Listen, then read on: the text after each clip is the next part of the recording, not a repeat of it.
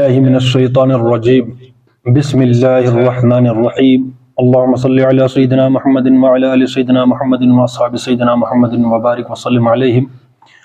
سورۃ النساء رکو نمبر 19۔ وَيَسْتَفْتُونَكَ فِي النِّسَاءِ قُلِ اللَّهُ يُفْتِيكُمْ فيهن وما يتلى عليكم في الكتاب في يتامى النساء اللاتي ولا تؤتونهن ما كتب لهن وترغبون أن تنكحوهن والمستضعفين من الولدان وأن تقوموا لليتامى بالقسط وما تفعلوا من خير فإن الله كان به عليما۔ وَإِنِ امْرَأَةٌ خَافَتْ مِنْ بَعْلِهَا نُشُوزًا أَوْ إِعْرَاضًا فَلَا جُنَاحَ عَلَيْهِمَا أَنْ يُصْلِحَا بَيْنَهُمَا صُلْحًا وَالصُّلْحُ خَيْرٌ وَأُحْضِرَتِ الْأَنْفُسُ الشُّحَّ وَإِنْ تُحْسِنُوا وَتَتَّقُوا فَإِنَّ اللَّهَ كَانَ بِمَا تَعْمَلُونَ خَبِيرًا۔ صدق اللہ العظیم۔ سورۃ النساء رکو نمبر 19 آیت نمبر 127 تا 128۔ ترجمہ: لوگ تم سے عورتوں کے معاملے میں فتویٰ پوچھتے ہیں، کہو اللہ تمہیں ان کے معاملے میں فتویٰ دیتا ہے اور ساتھ ہی وہ احکام بھی یاد دلاتا ہے جو پہلے سے تم کو اس کتاب میں سنائے جا رہے ہیں، یعنی وہ احکام جو ان یتیم لڑکیوں کے متعلق ہیں جن کے حق تم ادا نہیں کرتے اور جن کے نکاح کرنے سے تم باز رہتے ہو یا لالچ کی بنا پر تم خود ان سے نکاح کر لینا چاہتے ہو، اور وہ احکام جو ان بچوں کے متعلق ہیں جو بیچارے کوئی زور نہیں رکھتے۔ اللہ تمہیں ہدایت کرتا ہے کہ یتیموں کے ساتھ انصاف پر قائم رہو اور جو بھلائی تم کرو گے وہ اللہ کے علم سے چھپی نہ رہ جائے گی۔ جب کسی عورت کو اپنے شوہر سے بدسلوکی یا بے رخی کا خطرہ ہو تو کوئی مضائقہ نہیں اگر میاں اور بیوی کچھ حقوق کی کمی بیشی پر آپس میں صلح کر لے۔ صلح بہرحال بہتر ہے۔ نفس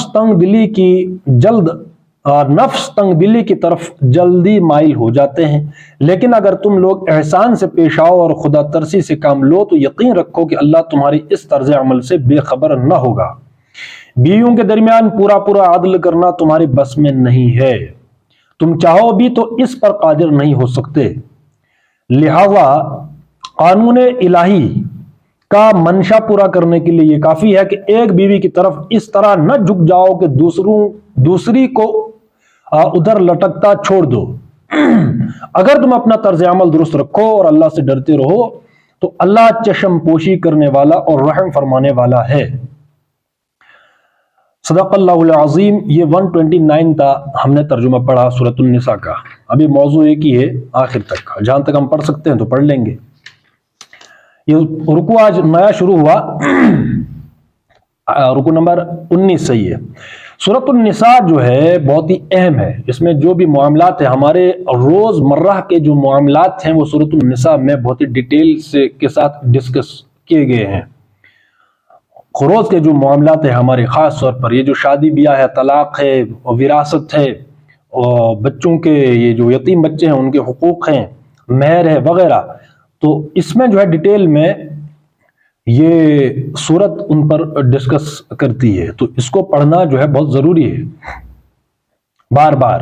اب یہ جو قوانین جو شکیں ہیں قانون کی، مطلب اس معاملے میں ہم کیا کریں، وراثت کیا چیز ہے، یہ جتنی بھی چیزیں ہم پڑھ رہے ہیں تو بار بار ہم پڑھیں گے اس کو تو وہ ذہن نشین ہو جاتا ہے، اگر نہ ایک بار پڑھ کر تو پھر ذہن سے سکپ چلا جاتا ہے۔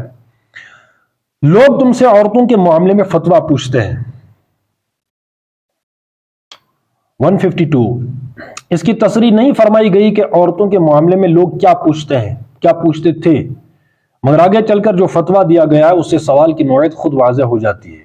لوگ تم سے عورتوں کے معاملے میں فتویٰ پوچھتے ہیں، کہو اللہ تمہیں ان کے معاملے میں فتویٰ دیتا ہے اور ساتھ ہی وہ احکام بھی یاد دلاتا ہے جو پہلے سے تم کو اس کتاب میں سنائے جا رہے ہیں۔ یہ اصل استفتاء کا جواب نہیں ہے بلکہ لوگوں کے سوال کی طرف توجہ فرمانے سے پہلے اللہ تعالیٰ نے ان احکام کی پابندی پر پھر ایک مرتبہ زور دیا ہے جو اسی سورت کے آغاز میں یتیم لڑکیوں کے متعلق بالخصوص اور یتیم بچوں کے متعلق بالعموم ارشاد فرمائے تھے۔ ابھی ابتدائی جو صورت ہم نے پڑھی اسی ابتدا میں وہ احکام، اس سے معلوم ہوتا ہے کہ اللہ کی نگاہ میں یتیموں کے حقوق کی اہمیت کتنی زیادہ ہے۔ ابتدائی 2 رکوعوں میں ان کے حقوق کے تحفظ کی تاکید بڑی شدت کے ساتھ کی جا چکی تھی، مگر اس پر اکتفا نہیں کیا گیا۔ اب جو معاشرتی مسائل کی گفتگو چھڑی تو قبل اس کے کہ لوگوں کے پیش کردہ سوال کا جواب دیا جاتا، یتیموں کے مفاد کا ذکر بطور خود چھیڑ دیا گیا۔ مسائل کی گفتگو چھڑی تو قبل اس کے کہ لوگوں کے پیش کردہ سوال کا جواب دیا جاتا، یتیموں کے مفاد کا ذکر بطور خود چھیڑ دیا گیا۔ تو ساتھ ہی وہ احکام بھی یاد دلاتا ہے جو پہلے سے تم کو اس کتاب میں سنائے جا رہے ہیں۔ اب وہی بات ہے کہ ہم ذہن نشین ہو اچھے طریقے سے کہ ہم نے اس صورت میں کیا پڑھا، کون کون سے احکام، ایک پوری لسٹ بنے گی کہ کس آیت میں کس قانون کی بات ہے، کون سا معاملہ ڈسکس کیا گیا ہے۔ جب ہم اس کی پوری ایک فہرست بنائیں گے تو اس کو جو ہے پھر پوائنٹ وائز جب ہم اس کو لکھیں گے تو ایک ایک پوائنٹ ذہن میں رکھنا ہے اور اس کی ڈیٹیل یاد رکھنی ہے کہ اس متعلق یتیموں کے حقوق ایسے ہیں۔ وراثت میں جو ہے جو بھی ترتیب بنتی ہے کہ بیٹے کا اتنا کا، بیٹے کی اتنے کا حصہ اتنا ہے، اس میں وراثت میں جب شامل ہوگی تو اس کا کتنا پرسنٹ آئے گا۔ تو اس طریقے سے بار بار پڑھا جانے والا ٹاپک ہے سورۃ النساء کا، تو پھر ذہن میں رہے گا نا۔ آگے چلیے، یعنی وہ احکام جو ان یتیم لڑکیوں کے متعلق ہیں جن کے حق تم ادا نہیں کرتے۔ اشارہ ہے اس آیت کی طرف جس میں ارشاد ہوا کہ اگر یتیموں کے ساتھ بے انصافی کرنے سے ڈرتے ہو تو جو عورتیں تم کو پسند آئے، سورۃ النساء آیت نمبر 3 میں یہ بات ہے۔ وَإِنْ خِفْتُمْ أَلَّا تُقْسِطُوا فَإِنْ خِفْتُمْ أَلَّا تُقْسِطُوا فِي الْيَتَامَى تو فَانْكِحُوا مَا طَابَ لَكُمْ، وہ والی آیت ہے۔ یعنی وہ احکام جو ان یتیم لڑکیوں کے متعلق ہیں جن کے حق تم ادا نہیں کرتے اور جن کے نکاح کرنے سے تم باز رہتے ہو یا لالچ کی بنا پر تم خود ان سے نکاح کر لینا چاہتے ہو۔ 155 ترغبون ان تنکحوہن کا مطلب یہ بھی ہو سکتا ہے کہ تم ان سے نکاح کرنے کی رغبت رکھتے ہو، اور یہ بھی ہو سکتا ہے کہ تم ان سے نکاح کرنا پسند نہیں کرتے۔ حضرت عائشہ رضی اللہ عنہا کی اس کی تشریح میں فرماتی ہیں کہ جن لوگوں کی سرپرستی میں ایسی یتیم لڑکیاں ہوتی تھیں جن کے پاس والدین کی چھوڑی ہوئی کچھ دولت ہوتی تھی، وہ ان لڑکیوں کے ساتھ مختلف طریقوں سے ظلم کرتے تھے۔ اگر لڑکی مالدار ہونے کے ساتھ خوبصورت بھی ہوتی تو یہ لوگ چاہتے تھے کہ خود اس سے نکاح کر لیں اور مہر و نفقہ ادا کیے بغیر اس کے مال اور جمال دونوں سے فائدہ اٹھائیں، اور اگر وہ بدصورت ہوتی تو یہ لوگ نہ اس سے خود نکاح کرتے تھے اور نہ کسی دوسرے سے اس کا نکاح ہونے دیتے تھے، تاکہ اس کا کوئی ایسا سردھرا پیدا نہ ہو جائے جو کل اس کے حق کا مطالبہ کرنے والا ہو۔ اب یہ تھا اس وقت جو بھی وہ قبائلی سسٹم، اس میں یہ چیزیں تھی کہ جو وارث سے وارث، باپ اگر ہے تو باپ وارث سے باپ کے چلے جانے کے بعد کوئی اور وارث بن بیٹھتا تھا۔ ظاہر سی بات ہے جعلی سسٹم میں، جہالت میں یہ تمیز وغیرہ کہ کس کے ساتھ جائز ہے ناجائز، حرام اور حلال کی تمیز تو ہوتی نہیں ہے۔ اس میں دوسرا ایک نفسیاتی معاملہ بھی اس میں یہ ہے، اور ایک اصول بتایا گیا ہے شادیوں کے متعلق کہ مال اور جمال اس کو بنیاد نہیں بنایا گیا بلکہ پسند کو بنیاد بنا گیا قرآن میں۔ اب وہی سورۃ النساء کی اسی سورت کی آیت نمبر جو 3 ہے، اس میں یہی کہا گیا کہ اگر تم ان یتیموں کے حقوق پورے نہیں کرتے، جیسے کہ یہاں بھی یاد دلایا گا کہ ان یتیم لڑکیوں کے متعلق جن کے حق تم ادا نہیں کرتے۔ اب یہاں پر بھی ہم نے ڈیٹیل پڑھی، اس میں حضرت عائشہ کی تشریح کے ضمن میں جو انہوں نے تشریح فرمائی ہے کہ 2 چیزیں تھیں اس وقت جن کو بنیاد بنا کر شادیاں ہوتی تھی، ایک مال تھا، ایک تھا حسن و جمال، ٹھیک ہے۔ اس بنا پر اب ظاہر سی بات ہے کہ جو بنیاد بنی شادی کی، تو ایک جو مادے کا جو خاصہ ہے، اس کا خاصہ ہے فنا ہو جانا۔ جو مادی چیز ہے نا وہ بوسیدہ ہو جاتی ہے، بوسیدگی کی طرف اس کا جھکاؤ رہتا ہے، چاہے وہ جمال ہو۔ ہر انسان جتنا بھی خوبصورت ہے جوانی میں، چاہے مرد ہے چاہے عورت ہے، تو آگے بڑھتے بڑھتے جو ایج بڑھتی چلی جاتی ہے، یہ حسن جو ہے ظاہری حسن یہ ڈھلنا شروع ہو جاتا ہے۔ اسی طرح سے مال ہے تو مال بھی تو کوئی رہنے والی چیز نہیں ہے نا، تو دونوں چیزیں جو یہ دونوں چیزیں ہیں وہ کیا ہے، ان کا خاصہ کیا ہے، وہ فنا ہے، یہ سڑ جاتی ہیں، یہ پگھل جاتی ہیں، جیسے کہ ایک وہ جیسے برف ہوتی ہے، ٹھیک ہے، تو اس کی عمر جو ہے وہ محدود ہے، لامحدود نہیں ہے ان مادی چیزوں کی۔ اصول یہ بتایا گیا کہ آپ نے شادی کرنی ہے تو پسند، مطلب کوئی انسان کا کوئی انسان پسند ہو، کوئی مرد کو عورت، عورت کو مرد، اس کو بنیاد بنائے گا کہ اس بنیاد پر تم شادیاں کرو۔ ایک ترتیب بتائی گئی ہے اس میں مردوں کی، وہ قرآن معروف کی بات کرتا ہے، سب سے پہلے آدم انسان ہے وہ آدم ہی ہے، اس کے بعد جو ہے عورت آئی ہے دنیا پر، ٹھیک ہے نا، سب سے پہلی جو ہے وہ عورت خاتون ہے وہ حضرت حوا ہے، ٹھیک ہے نا۔ تو قرآن معروف کی بات کرتا ہے، ہر جگہ جہاں پر بھی ہم پڑھتے ہیں، چاہے وہ قوانین ہے، جو بھی قوانین آتے ہیں یا کوئی اور چیز ہے، اس کی ایک ترغیب بنتی ہے معروف طریقے سے۔ جیسے اب یہاں پر بتایا گیا کہ تم میں سے جو چاہے تو وہ دو دو عورتوں میں سے جو تمہیں پسند آئے، دو دو، تین تین اور چار چار، تو یہ بھی ایک معروف طریقہ ہی ہے نا۔ اب اس کا معروف طریقہ کیا ہے کہ جو نفقے کی ذمہ داری ہے یہ کس پر ہے؟ یہ مرد پر ہے، اسی لیے مرد کا ہی ذکر ہے، ٹھیک ہے نا۔ تو یہ ترتیب بنتی ہے سیدھی بھائی، ایک ذمہ داری کا ادارہ بنے گا، اگر ہر بندہ جو ہے وہ وہاں پر سربراہ ہوگا تو ادارہ نہیں چلتا نا۔ شعبے دو ہیں، ایک بندہ کمائے گا، ایک بندہ اس کو ترتیب دے گا، ایک محافظ ہے، ایک نے کمانا ہے۔ تو مرد کی ذمہ داری ہے نان نفقے کی، جیسے پچھلی ہم نے آیت میں پڑھا کہ جو خرچ ہے، خرچ کرنا کس کی ذمہ داری ہے؟ کہ مرد خرچ کرتا ہے اور عورت اس کی محافظ ہے، وہ محافظت کرتی ہے اس کے بچوں کی، اور اس کے جو بھی جائیداد ہے، جو مال ہے، اسباب ہے، گھر ہے۔ دو شعبے بنتے ہیں، ایک شعبے کو سنبھالتی ہے عورت، ایک شعبہ چلاتا ہے مرد، اس طریقے سے ایک بیلنس ہوتا ہے۔ لیکن آج کل جو ہے وہ یوٹرن ہوا کہ سارا کا سارا وبال کس پر جو ہے ڈالا گیا ہے؟ عورت پر۔ اس نے گھر کی ذمہ داری بھی سنبھال لی ہے اور باہر جا کر اس نے کمانا بھی ہے، تو دوہری مصیبت ہے کہ نہیں ہے؟ اور مرد پر ایک ہی ذمہ داری ہے، مرد کبھی بچے جنے گا نہیں، تو ایک ہی ذمہ داری اس نے صرف کمانا ہے، اور کیا کرے گا؟ دوسری بات یہ کہ یہ جو بچوں کی پرورش ہے، مرد کی فطرت ہی نہیں کہ بچوں کی تربیت کر سکے، بھائی فطرت پر بھی ہے نا۔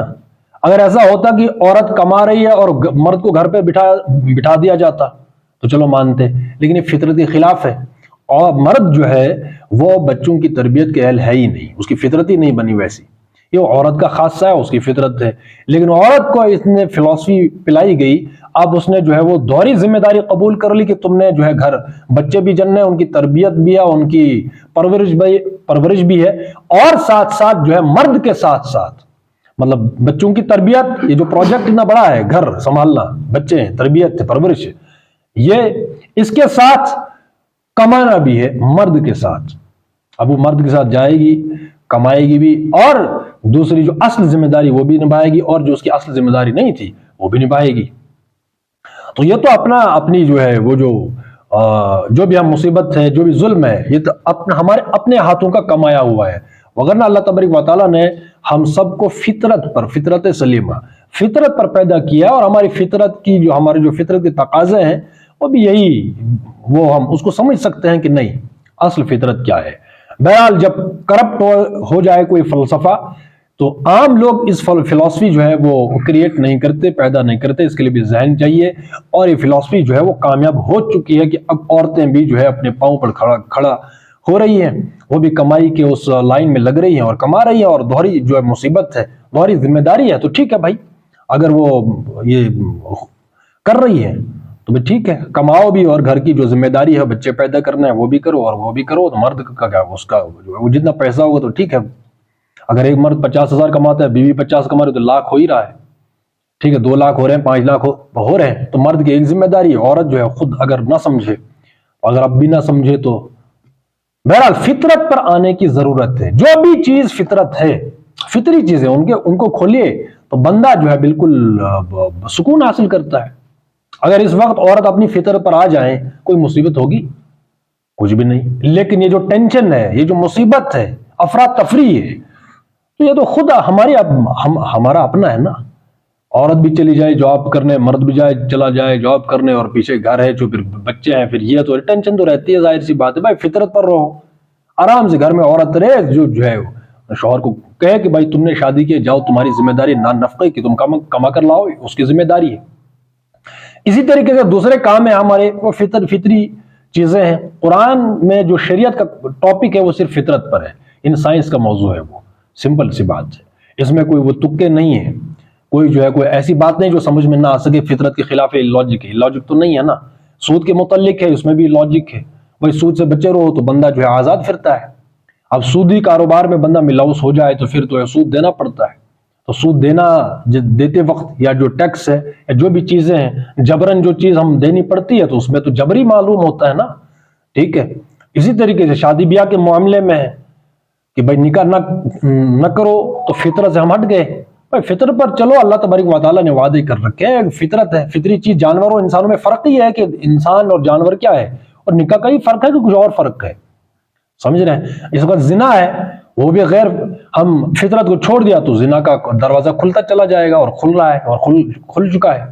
یا ہم دوسری پر بھی پابندی لائے, اور اس دور میں اس جو نظام چل رہا ہے, اس دور میں آج کے جو طاغوتی نظام ہے, موبائل فون ہر بندے کے جیب میں ہے, ایک طاغوتی بنا بیٹھا ہے.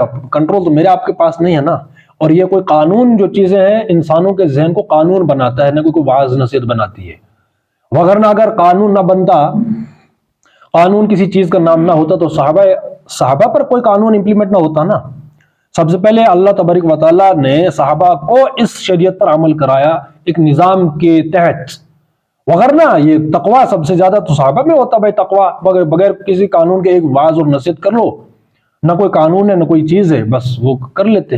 ایسا نہیں ہے. قانون سے لوگوں کے اذہان جو ہے وہ ڈھلتے ہیں کسی کی طرف.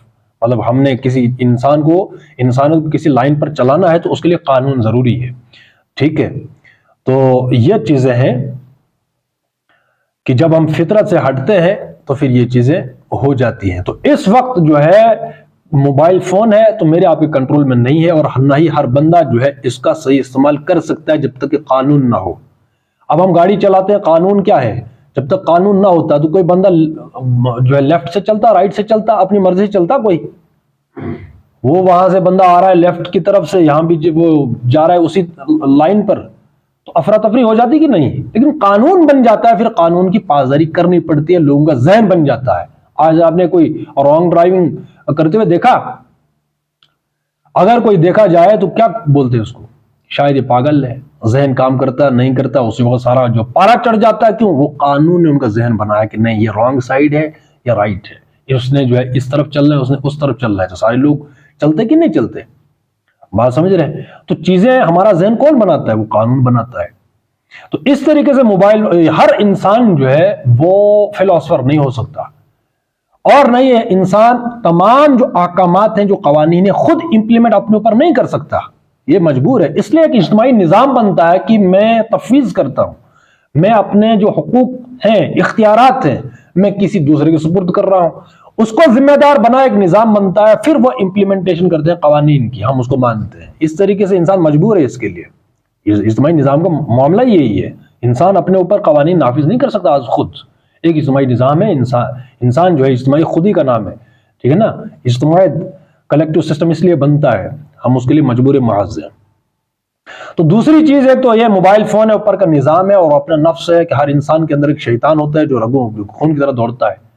آج کل یہ جو تین چیزیں ٹرائنگل بنتی ہے, اس یوں سمجھے کہ جو ابلیس نے جال بچھایا, نظام ہی ہوتا ہے. اوپر ٹینکی ہے, میں بار بار ہم ہاؤس کی مثال دیتے ہیں, وہاں کا پانی خراب ہے تو نیچے کیا ہوگا؟ پھر وہ ویسا ہی پانی آئے گا.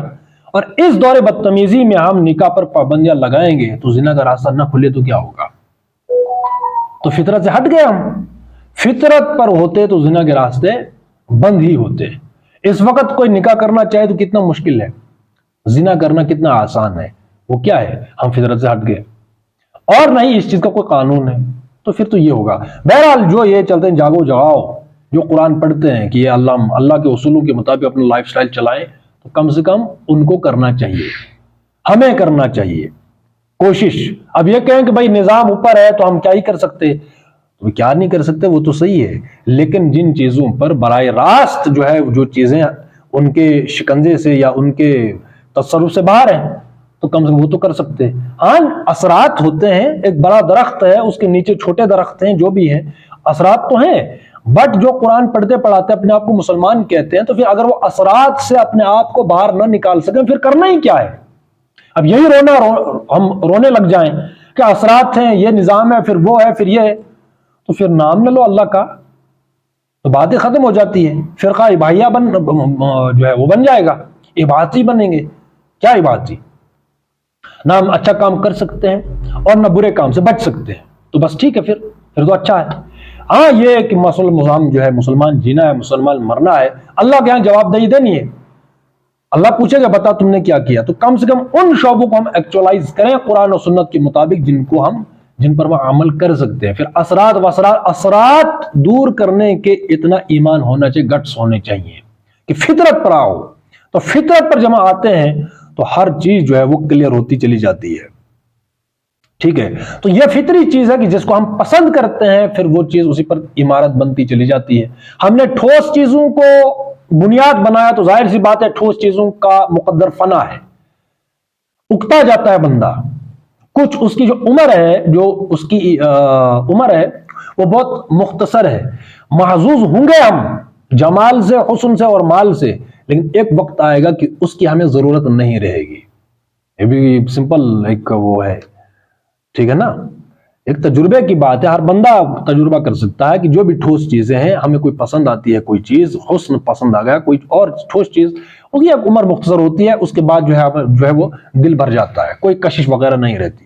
اور خاص طور پر جو شادی بیاہ کے ضمن میں یہ ہے، مرد اور عورت، یہ چیز جو ہے اس کی عمر جو ہے بہت ہی مختصر ہے، بہت ہی مختصر. اس لیے اللہ نے کہا کہ پہلی چیز جو ہے وہ پسند ہے، کہ جس کے ساتھ آپ نکاح کرنا چاہیں وہ آپ کو پسند ہونی چاہیے. جب وہ پسند ہو، نہ اس کا جمال نہ اس کا مال، یہ بنیاد نہیں ہونا چاہیے. ٹھیک ہے، اب حسن کی بنیاد پر کسی کو حسن ڈلتا چلا جائے گا نا. تو اہم چیز جو حدیث میں بیان کیا گیا کہ 4 چیزوں کو بنیاد بناؤ. 4 چیزوں میں سے کس چیز کو اپنے بنیاد بنانا ہے نکاح کے ضمن میں؟ اس میں مال آئے گا، اس میں خاندان آئے گا، اس میں حسن آئے گا، اور اس میں سیرت آئے گی. یہ جو پرسنلٹی ہے، تو پرسنلٹی کسی مسلمان کے قرآن و سنت کی بنیاد پر ہی بنے گی نا. تو حدیث میں فرمایا گیا کہ آپ نے جو پریفر کرنا ہے وہ کرنا ہے سیرت، کسی انسان کی پرسنلٹی مطلب کپڑے وپڑے نہیں کہ وہ کتنی برانڈڈ پہنتا ہے کہ نہیں پہنتا، یا یہ پرسنلٹی نہیں کہ وہ نماز پڑھتا کہ نہیں پڑھتا. وہ کہتا ہے دین دیکھو. تو دین کا مطلب ہے کل دین، اور ہر زمانے میں دین کی جو ڈیفینیشن ہے وہ، اب دیکھو اسلام کی چھت پوری ہو جاتی تو نماز روزے کی پابندی اور یہ چیزیں یہ دیکھی جاتی کہ واقعی نماز پڑھتا ہے، مخلص ہے، نہیں ہے، اسلام کے ان حدود کی پاسداری اور ان حدود کی حفاظت کے لیے کتنا یہ ایکٹیو ہے. ٹھیک ہے، اس دور میں ایک معیار بدل جاتا. آج کے دور میں دین نماز روزے کا نام نہیں ہے کہ کوئی بندہ نماز پڑھ رہا ہے اور روزوں میں رمضان میں روزے رکھتا ہے تو بس، کوئی لڑکی جو ہے تہجد پڑھتی ہے اور نماز پڑھتی ہے تو یہ چیزیں ہیں. یہ تو ہے وہ جو جون نے کہا کہ یہ تو اب فقط عادتوں کی ورزش ہے. روح دیکھنی ہے کہ روح، کہ اگر کوئی بندہ نماز پڑھتا ہے اس کی روح شامل ہے کہ نہیں. وہ کیمپ دیکھنا ہے کہ وہ طاغوت کے کیمپ پہ بندہ ہے یا اللہ کے کیمپ پہ بندہ ہے، بس یہ دیکھنا ہے. باقی نمازیں کیا ہیں؟ ٹھیک ہے، ہاں نماز فرض ہے، مانتے ہیں، بٹ اس کے ساتھ کہ نماز کی جو فلسفی ہے، ہم جو بار بار بتاتے ہیں نماز کی فلسفی کیا ہے، کہ یہ ایک ایکسرسائز ہے. ایک سکھایا جاتا ہے کہ تم نے دنیا کی امامت اس طریقے سے کرنی ہے جیسے تم نماز پڑھتے ہو. ایک امام ہے، اس کی یہ شرائط ہے، اور ایک امام اس شرط کے ساتھ امام بنتا ہے کہ وہ قرآن و سنت کے مطابق تمہیں نماز پڑھائے، تب جا کر آپ اس کی اقتدا کرتے ہیں. ایسا ہی ہے. لیکن جب تم بڑی مسجد میں چلے جاؤ، اسی طریقے سے تم نے اتباع کرنے کسی امام کی جو قرآن و سنت کا پابند ہو اور جو تمہیں قرآن و سنت کے مطابق چلائے. یہ نظام ہے. اگر تو کوئی بندہ اس معیار پر اترتا ہے تو ٹھیک ہے نا. تو اس وقت جو ہے وہ پسند، اور اس کے بعد جو ہے تربیت کہ دین ہم سے تقاضا چاہتا کیا ہے. سمپل سی بات ہے، دین مجھ سے آپ سے کیا چاہتا ہے. ایک لڑکا لڑکی آگے کانٹیکٹ میں، اب وہ جو ہے وہ ڈوپامین کے مریض نہ بنے، بلکہ اس کو چینلائز کریں اور کیا کریں، ایک دوسرے کی تربیت کریں. ہر روز ڈیلی بات ہوتی ہے، نکاح پسند آ گیا نکاح کر لیں، سیدھی سی بات ہے. اور نکاح کے بعد اگر رخصتی کے وہ قادر نہیں کہ رخصتی کر لیں، استعداد نہیں ہے، تو تب تک کیا کریں؟ تب تک جو ہے وہ ایک دوسرے کی تربیت کریں. اور کسی کتاب، کوئی کتاب ڈیلی، کتاب کون سی پڑھنی ہے؟ تفسیر پڑھ لیں. آج رکو آپ نے یہ پڑھنا ہے، میں بھی پڑھ لوں، تو ڈسکس کریں اس پر. تو ایک دوسرے کی تربیت ہوگی کہ نہیں ہوگی؟ جب بھی فون کال کرنا ہے تو بتائیے بھائی یہ جو رکوع تھا یا جو بھی حدیث تھی، بتائیے اس میں آپ نے کیا سمجھا. کون سی تفسیر آپ نے پڑھی؟ اس پر ڈسکس کریں. یہ چیز میں بار بار بتاتا ہوں کہ شادی کے بعد یہ جو حسن ہے، یہ جو بانڈ ہے، یہ مضبوط رہے گی اگر تو دونوں با مقصد ہوں اور علم والے ہوں، شعور والے ہوں، نالج ہو. اگر نالج، علم وغیرہ نہیں ہے، یہ یاد رکھیں، یہ جو لیلا مجنو کی کہانیاں سناتے ہیں نا شادی سے پہلے، یہ کچھ بھی نہیں ہے، یہ وہ لے دے کے وہی جذبات ہوتے ہیں. شادی کے بعد اصل ذمہ داری اور امتحان شروع ہو جاتا ہے کہ اب وہ سکون. قرآن کہتا ہے شادی کے متعلق کہ اس میں سکون، لتسکنوا الیہا، کہ اس میں جو ہے سکون ہے. لیکن سکون جانوروں کے لیے تھوڑی ہے بھائی، سکون کس کے لیے ہے؟ اب قرآن کس کے لیے ہدایت ہے؟ ہدی للمتقین، جانوروں کے لیے ہے. اللہ نے کہا کہ تو اولئک کالانعام، جو قرآن کو نہیں سمجھتے، اس پر ایمان نہیں لاتے، اس کی فلسفی کے مطابق اپنی پرسنالٹی نہیں ڈالتے، نظام نہیں بناتے، قرآن کیا کہتے ہیں ان کے لیے؟ یہ جانور ہیں. اتنا ہی نہیں بلکہ ان سے گئے گزرے. ایسے ہی فرماتا اللہ، اولئک کالانعام بل ہم اضل، یہی کہا. اور یہ بھی کہا کہ یہ تو وہ یہودیوں کے پس منظر میں کہ یہ تو گدھے ہیں جن پر کتابیں لدی ہوئی ہیں. وہ یہ پھول کی پتی سے کٹ سکتا ہے ہیرے کا جگر، مرد ناداں پر کلام نرم و نازک بے اثر. تو ہم انسان کی بات کرتے ہیں، انسانوں کی، کہ شادی کے بعد سکون حاصل کر سکتے ہیں صرف وہ جوڑا، وہ لڑکا، وہ لڑکی، وہ مرد اور وہ عورت جن کا سب سے پہلے ایک مقصد و دین والا مقصد، کہ جو دین ہم پر مقصد عائد کرتا ہے وہ ہے دنیا کی امامت. یاد رکھیں، ٹھیک ہے؟ اس کے بعد صرف مقصد ہی نہ ہو، نالج بھی ہو اس پر. تو جن لوگوں نے اپنے آپ کو اس طریقے سے ٹرین کیا ہو کہ وہ جب بھی فون کال کریں، بات کریں، کسی ٹاپک پر بات کر رہے ہوں، بتاؤ بھائی سورہ نور میں کیا فرمایا اللہ نے، کیا کون کون سے موضوعات ہیں، تو کتنے گھنٹے لگیں گے اس میں؟ وہ 2-4 گھنٹے ہو جائیں گے؟ نہیں. تو اسی طریقے سے وہ شادی کریں گے تو ان کی عادت کیا ہوگی؟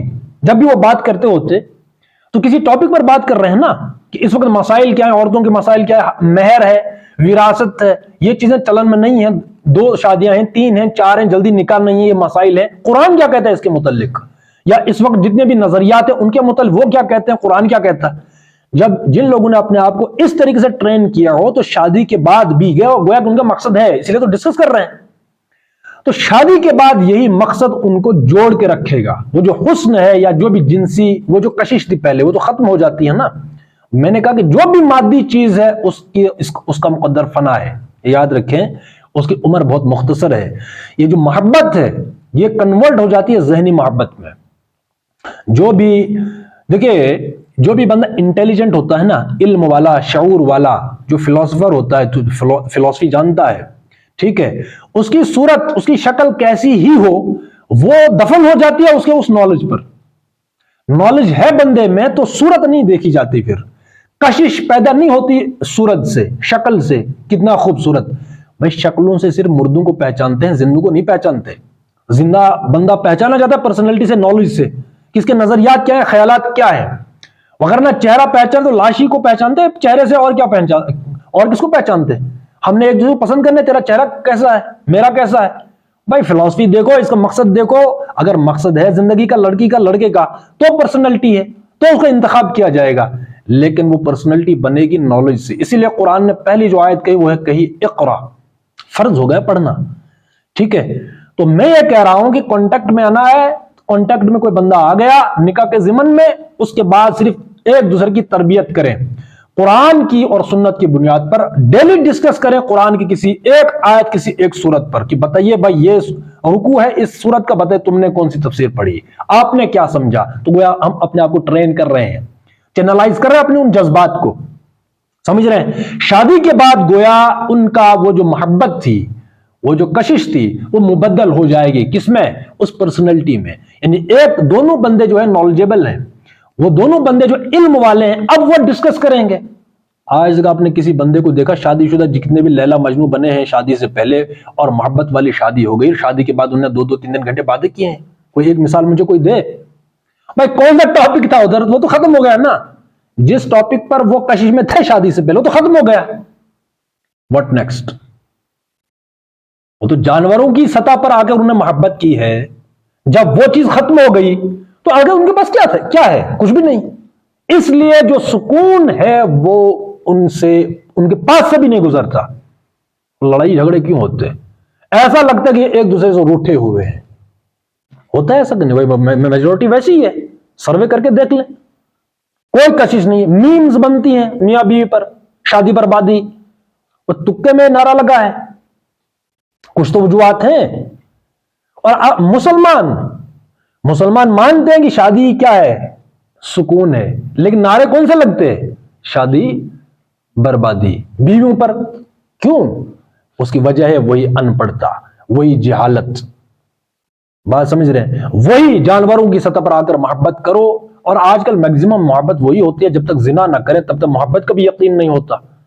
तो जानवरों की हम बात ही नहीं कर रहे हैं ना, हम कह रहे हैं कि जो चाहता है कि हम इंसानों की सतह पर आकर सोचें और कुरान का मतलूब इंसान जो है वो बनकर दिखाएं। उसके लिए यही है कि ये जो हमारा बुनियादी टॉपिक है वो है शादी के मुतल्लिक। ठीक है, ये जो पसंद है, अल्लाह ने कहा कि फनकिहू मा ताब लकुम मिनन निसाई मसना व सुलासा व रुबा। इल्म की सतह पर हम मुसलमान बने, इसी को कहते हैं जमालियाती ज़ौक़ या जमालियाती हिस्स। ठीक है, तो जब ये होगा तो फिर कोई मसला नहीं होगा कि बीवी भी प्रोटेस्ट नहीं करेगी। फिर नॉलेज आएगा ना कि भाई अल्लाह ने कोई फिलॉसफी दिया तो मैं कौन होता हूं, मैं कौन होती हूं। बात समझ रहे हैं? तो शादी के बाद यह चीज है कि हम मकसद नंबर एक, उस मकसद को साइंटिफिक बुनियादों पर उस्तवार करना, तुक्के में नहीं। हाँ मेरा मकसद यह है, फिर दो चार दलीलें पूछो, उसकी हवा जो है उखड़ जाएगी। दोनों मियां और बीवी एक दूसरे को ट्रेन करें किन बातों पर? अब ये स्वाद बनता है ना, मजाक आप क्रिएट करेंगे, मजाक तो वही जो है इंसान की पर्सनैलिटी में ढलेगा। मजाक क्या होगा? घटिया होगा तो वैसा होगा। मजाक यह होगा कि हमने आला इल्मी सतह पर कोई डिस्कस करनी है, बड़े टॉपिक है, मौजूआत हमारे बड़े हैं, तो मजा तब आएगा ना। समझ रहे हैं? तो हमने ट्रेन किया हो एक लड़का और लड़की ने निकाह के बाद कि हमने इस तरीके की डिस्कस करनी है, तो यकीन जाने उनका एक मकसद बनेगा ठोस इल्मी बुनियादों पर, और उसके बाद शादी करने के बाद उनकी असली मोहब्बत शुरू हो जाएगी। वो होगी जहनी, वो एक दूसरे की पर्सनैलिटी की कशिश होगी, न कि किसी हुस्न जमाल और जिनसी जज्बात की। वो तो दफन हो जाते हैं ना, वो जज्बात हैं, वो मादी हैं। समझ रहे हैं? असल मोहब्बत में उसको माना जाता है कि शादी के बाद मियां बीवी लड़का लड़की बैठे 2-2 4-4 घंटे बातें करें। अब ये बड़ा इम्तिहान है, चैलेंज है कि कोई करके दिखाए। उसके लिए एक ही वजह है कि दोनों मकसद हम मकसद हूं, दोनों का मकसद एक हो, और उसके बाद उनके पास दोनों के पास नॉलेज हो। नॉलेज ना हो तो इधर उधर की ना बात कर। ये बता कि काफिला क्यों लुटा, तो काफिला क्यों लुटा? वो इसीलिए लुटा कि तुम्हारे पास, मेरे आपके पास जो बातें थी बात करने की, वो तो जानवरों की सतह की थी। अब उसके बाद असली जिम्मेदारी होती है शादी के बाद, उनके पास कोई मौजू नहीं बचा। भाई कितना एक बंदा महीने भर बातें करेगा, साल भर बातें करेगा, इधर की वो रिश्तेदार ऐसा है, फिर वो लड़का ऐसा है, फिर लड़की ऐसी है, फिर ये है, फिर वो, और कितने मौजू आते, कितने दिन लगेंगे उसको? उम्र भर का साथ, कोई तो मौजू होना चाहिए भाई। वो यही है कि हमारा मकसद है कुरान और सुन्नत, नॉलेज, फिलॉसफी, साइंस, अदब, लिटरेचर। और मैं बार बार कहता हूं कि लिटरेचर पढ़ें खुदा के वास्ते। ठीक है ना? लिटरेचर से बंदे की जो डेप्थ है ना वो आ जाती है। तब जाओ कुरान भी सही मानों में समझ आएगा हमें, तो नॉलेज ही नहीं है। और जिस बंदे का नॉलेज इतना होगा तो कुरान काहे को समझ आएगा? कुरान की डेप्थ बहुत है ना, और जितना हमारे नॉलेज ज्यादा होगा कुरान भी उतना ही ज्यादा समझ आएगा। बात समझ रहे हैं? तो यह चीज है कि जो सुकून में लाएगी हमें चीज, वो एक ही चीज है, वो नॉलेज है, याद रखें। ठीक है? हाँ, अब ये इसमें मसला ये है कि कौन समझा है सिर्फ बातों से, सबको एक हादसा जरूरी है। बकौल जॉन, जब तक किसी को तजुर्बा नहीं होता तब तक किसी को समझ भी नहीं आती। इसलिए मैच्योरिटी और जहानत की दलील यही है, संजीदगी की दलील यही है कि तजुर्बे से पहले पहले इन बातों को समझे। और यही बात है मैच्योरिटी की कि हम फिर गलत इंतखाब नहीं करते और जज्बात के रोह में आकर एक अच्छा लड़का किसी गलत लड़की से जो है वो फंस जाता है, एक अच्छी लड़की किसी 2 नंबर लड़के के साथ फंस जाती है। वजह क्या है? वो जज्बात होते हैं, जज्बात। अक्ल से काम लेना है, और क्राइटेरिया एक ही है, लड़के का भी लड़की का। अगर लड़की सूझबूझ वाली है तो लड़के को इस मयार पर परखे, भाई तुम्हारा कोई मकसद है दुनिया की इमामत क्या है, हम क्यों आए हैं, बस मुस्लिम। अगर तो کرائٹیریا پر فٹ بیٹھتا ہے تو شادی کر لے، اس کا انتخاب کر لے، وگرنہ اسلام کی روح سے یہ بڑی مصیبت ہے کہ ہم یہ ایویں جو جذبات میں آ کر شادیاں کرتے ہیں، بعد میں وہی نسلیں پیدا ہوتی ہیں جہالت والی۔ بھائی جو ماں باپ جاہل ہوں گے تو نسلیں بھی جاہل ہی پیدا ہوں گی نا۔ اس وقت افساد اور ٹریجڈی کیوں ہے؟ بھائی حیرت ہوتی ہے، بندہ 30 سال کا ہے، 50 کا ہے، 60 کا ہے، پڑھے لکھے ہیں، ٹیچر ہیں، پی ایچ ڈی ہیں، جو بھی ہیں، ڈاکٹر جو بھی ہے، لیکن دین کا ابھی تک دین ہے کہ کس چیز کا نام ہے دین، ابھی تو اس کی سمجھ نہیں ہے، اور پڑھنا نہیں آتا۔ اب ان کے بچے کیسے ہوں گے؟ ہم دعوت دیتے کہ مسلمان زوال میں ہے، پھر یہ بھائی وہ کھیپ ہم نے تیار کی، وہ نسل، وہ جنریشن وہ ہے ہی نہیں ہمارے سامنے، ایٹومیٹک، جو سمجھ لے کہ بنایا ایک مسلمان، کون سا مطلوب، جو قرآن کا مطلوب، مومن جس کو اقبال کہتا ہے، وہ بنایا ہونا چاہیے تھا، تب جا کر ہمیں ایک ایج لگتی، وہ اس پروگرام کے لیے تیار ہو جاتے۔ لیکن یہاں سے جو ہے ایک 30 سال کا بندہ ہے، ایک لڑکی ہے اور لڑکا ہے، ان کو پتہ ہی نہیں، ان کو اس وقت کون سی تربیت ہے، اور تربیت کرتے کرتے وہ جب 30 سال کا بندہ پہنچ جاتا ہے، پھر جو دنیاوی ذمہ داریاں ہیں شادیوں کے بعد کی، ان کو وہ کون سی تربیت لیں گے؟ تربیت کی ایک ایج ہوتی ہے، ایک سٹیج ہوتی ہے، سمجھ رہے ہیں؟ 20 سال ہے، 25 سال سے پہلے ہے، اس جو اسٹوڈنٹ لائف ہے، شادی سے پہلے جس بندے نے، جس لڑکے اور لڑکی نے مقصد کو سمجھ لیا، اس کے بعد جو یو ٹرن ہو جاتا ہے، زوال شروع ہو جاتا ہے۔ اور اس وقت جو سب سے زیادہ جو ضرورت ہے وہ کس چیز کی ہے؟ کہ ہم شادی سے پہلے ہی مقصد کو سمجھ لیں اور اس بندے کا انتخاب کریں کہ جو دین کے ان تقاضوں کو پورا کرتا ہو۔ نماز روزہ کرائٹیریا نہیں ہے، ہم دین کی بات کر رہے ہیں کہ نماز اور روزہ کی فلسفی کیا، وہ جو روح ہے وہ اگر ہے تو ٹھیک، اگر نہیں ہے کوئی ضرورت نہیں ہے۔ ہم مقصد لوگ جب جڑیں گے نا تو کوئی انقلاب برپا ہوگا، کوئی بات بنے گی۔ اب بیوی کے پاس نالج ہے، بندہ مرد جو ہے وہ بالکل اس کا ذہن کسی اور کی طرف، وہ گاڑی چلے گی۔ بیوی ہے وہ ان پڑھ ہے اور مرد ہے اس کے پاس کچھ نالج ہے، کوئی مقصد ہے، وہ گاڑی بھی نہیں چلے گی نا۔ دونوں کا اب یہ گاڑی چلے گی نا، بات سمجھ رہے ہیں؟ جو دونوں ہو ٹھوس علمی بنیاد پر کوئی کسی مقصد کو سمجھتے ہو، ٹھیک ہے؟ تو یہ چیزیں ذہن میں رکھیں، اور پھر انتخاب میں پھر عمروں کا کوئی تقاضا نہیں ہوگا۔ فار ایگزامپل میں با مقصد ہوں، میں اپنے آپ کو با مقصد سمجھتا ہوں اگر، تو پھر میں انتخاب کے ذمہ نہ شکلیں دیکھنی ہے، نہ عمریں دیکھنی ہے، نہ خاندان دیکھنا ہے، نہ مال دیکھنا ہے، نہ حسن و جمال دیکھنا ہے۔ ہاں با مقصد ہے، نصب العین ہے، تو پھر اس کا نہ خاندان میٹر کرے گا، نہ اس کی عمر میٹر کرے گی، نہ اس کا حسن و جمال میٹر کرے گا۔ کلیئر ہے نا؟ اکثر و بیشتر یہاں پر جو ہے وہ غلطی ہو جاتی ہے ہم سے، اکثر و بیشتر پہچان نہیں پاتے کسی کو۔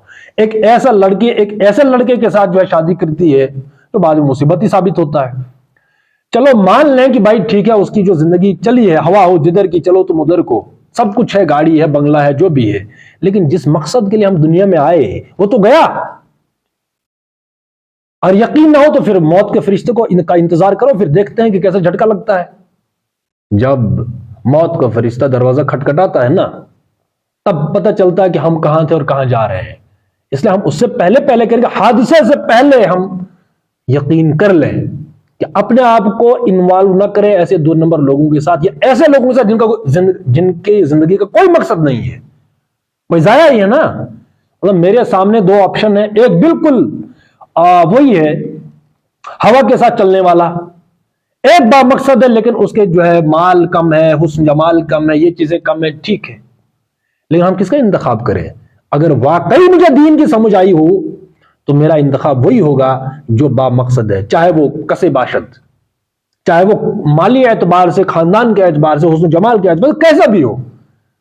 اسی طرح لڑکیوں کا معاملہ ہے کہ پھر میں اکثر و بیشتر میں نے کہیں لکھا بھی تھا پہلے، اور میں کہتا ہوں کہ جب لڑکیاں طلاق دینا شروع کر دیں گی لڑکوں کو، مردوں کو، تو انقلاب آ ہی جائے گا خود ہی۔ اب یہاں پہ رشتے ہوتے ہیں اور ایسا جاتے ہیں جیسے جانور کو پرکھتے ہیں نا، ویٹ کتنا ہے، شکل کیسی ہے، خاندانی ہے، کون سی نسل ہے، یہ کہ وہ لڑکے کو کیوں نہیں دیکھا جاتا؟ یہ فالٹ کس کا ہے؟ لڑکیوں کا ہے نا۔ ایسا سے کمتری، آبجیکٹ، اپنے آپ کو آبجیکٹ مان لیا، میں کوئی چیز ہے لڑکی، انہوں نے مان لیا، تو تب جا کر ان کو دیکھا جاتا ہے لڑکی کیسی ہے، پھر کیا بھائی یہ شکلیں دیکھنی ہے۔ لڑکیاں جو ہے یہ معیار سیٹ کریں کہ جب کوئی رشتہ ہے بتائے کہ بھائی لڑکا کیا کرتا ہے، اچھا یہ تو ہمیں معلوم ہے، اس کا مطلب یہ کچھ نہیں کرتا۔ اگر لڑکا ان لوگوں کو واقف نہ ہو، یا وہ لوگ اس لڑکے سے واقف نہ ہو، اس کو کوئی تعارف نہ، گمنام ہے، اس کا مطلب وہ کچھ بھی نہیں کرتا۔ اور جو بندہ ایکٹیو ہو، عملی طور پر دین کو سمجھتا ہو، مانتا ہو، تو سب کو جانتے ہیں، سب اس کو جانیں گے کہ نہیں جانا، ہاں یہ بندہ اس کا نام سنا ہے، یہ دیکھا تھا، یہ کوئی کام کر رہا ہے وغیرہ وغیرہ، اس کا تعارف دینے کی کوئی ضرورت، چلو مان لے گمنام بھی ہوتے ہیں اتنا جو بھی ہے۔ بہرحال لڑکی یہ معیار رکھے کہ اس معیار پر لڑکا ہے تو ٹھیک ہے، اگر نہیں ہے تو جواب ہونا چاہیے انکار والا کہ نہیں ہم نہیں کرتے۔ ہاں سوچیں گے سمجھیں گے، بھائی 30 سال میں تم نے نہیں سوچا، آپ کا کون سا خاک تم نے سوچنا اور سمجھنا اور پڑھنا اور پڑھانا ہے، تربیت کرنی ہے، وہ سمپل سی بات ہے۔ 25-30 سال کا بندہ کیا سمجھے گا پھر، وہ بھی شادی کے بعد، اور نفقہ، ذمہ داری، نوکری، پیسہ یہ کرے گا، اب اس نے جو ہے وہ اپنی تربیت کرنی ہے، کچھ بھی نہیں کرے گا۔ تو یہ لڑکی کے لیے بھی کوئی جو ہے وہ اس چیز کے چکر میں نہ پڑے، یا اس معیار میں کہ لڑکا جو ہے وہ سنگل ہو تب جا کر، وہ سنگل کو 2 نمبر ہی ہوگا تو 2 نمبر کے ساتھ شادی کرنی ہے۔ جیسے میں نے کہا لڑکے کے لیے جو با مقصد اپنے آپ کو کہتا ہے کہ میں با مقصد ہوں، میرا ایک مقصد ہے، وہ پھر لڑکی کے نہ عمر دیکھے گا، نہ جمال دیکھے گا، نہ خاندان دیکھے گا، وہ دیکھے کہ نہیں با مقصد ہے، بات ختم، چاہے وہ 50 سال کی ہے، 40 کی ہے، 30 کی ہے یا 20 کی ہے، کوئی مسئلہ نہیں۔ اسی طریقے سے لڑکی یہ معیار فٹ کرے کہ جو بھی با مقصد ہے، چاہے اس کی 1 بیوی ہو، 2 ہوں، 3 ہوں، اگر چوتھی کی بھی گنجائش ہے تو اس کے ساتھ کر لے۔ اب یہ میں کہہ رہا ہوں وہ اوپر والا وہ لیول، کیونکہ اوپر سے نیچے کی طرف آنا ہے نا، بات سمجھ رہے؟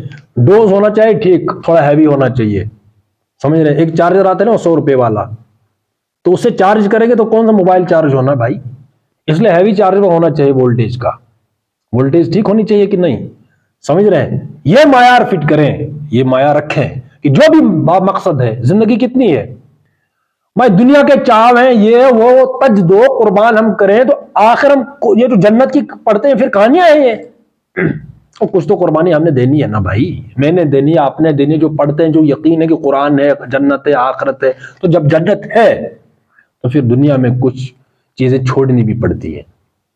زینب غزالی نے کیا کیا، ہم زینب غزالی کو بار بار کیوں کوٹ کرتے ہیں؟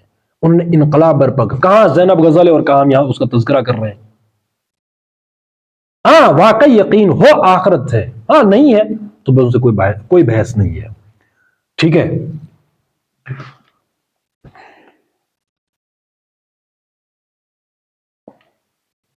تو ہم یہ کہہ رہے تھے، یہ جو ہم نے پڑھا 155 کا یہ حاشیہ، تو یہ مال جمال کی وہ اس وقت جو بھی قبائلی سسٹم تھا، اس وجہ سے ان سے شادیاں کرتے تھے، تو جب شادی مال اور جمال سے کی تو جو انسان ہے، جو لڑکی ہے، جو عورت ہے، اس میں کیا ہی رکھا ہے پھر؟